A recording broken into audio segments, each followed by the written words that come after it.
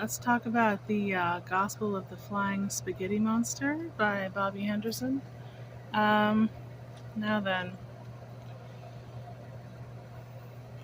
this book is a beautiful uh, example of the way that people can use science to further their own agendas by crafting studies to show what they want to show for whatever reason they may have.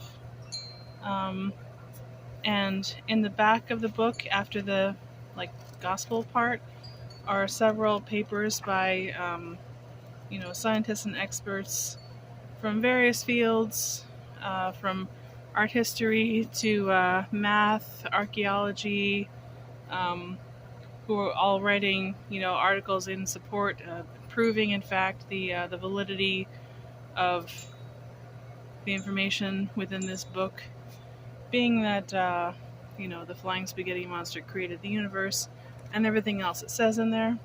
Um, Now, it's a lovely hardback volume, but I don't understand why it's classified under humor.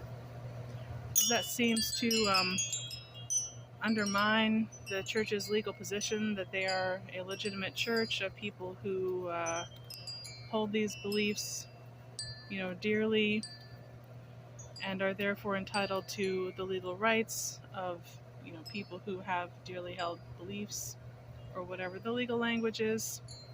Um, since in fact this came about because Mr. Henderson was objecting to the teaching of intelligent design in schools.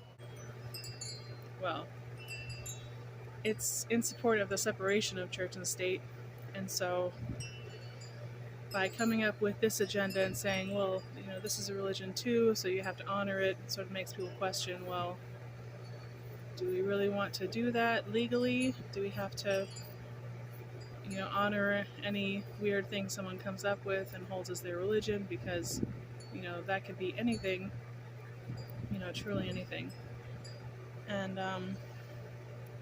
what else do I want to say here?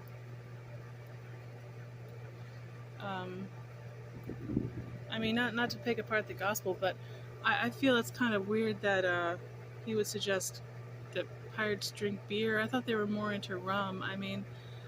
Beer is very heavy. Like, how can you take enough beer on your ship to last your voyage? I think rum is going to last you longer. Plus, beer kind of needs to be refrigerated. And also, he suggests that you get yourself a wench or a pirate of your fancy and start a group, band together. That's great. I'm not sure about plundering. He does suggest that you plunder. I actually meant to look up the word plundering and I forgot. In fact, let me just look that up right now while we're on the phone here. So to plunder is to steal or take goods by force, especially during a war or social crisis. I'm not a big fan of stealing myself. On the other hand, you look at a movie like what was it? Heath Ledger, where he's the knight. It's not First Knight with Richard Gere. It's not the Lancelot story. It's A Knight's Tale, and he basically says, well, oh, you can't do this because you're a lord. Well, how did the lords become lords? They took it at the tip of the spear, right? At the same time, Machiavelli tells us like the idealistic picture of what rulers should be is it's different from how the successful ones are, and so that's a weird it's a weird truth to think about. Is there anything else? I do like how there's a little bit of a crafty section towards the end of the book. They show you how to make your own simulacrum. Is that what you call it? To make your own personal idol, with some rubber bands and some googly eyes.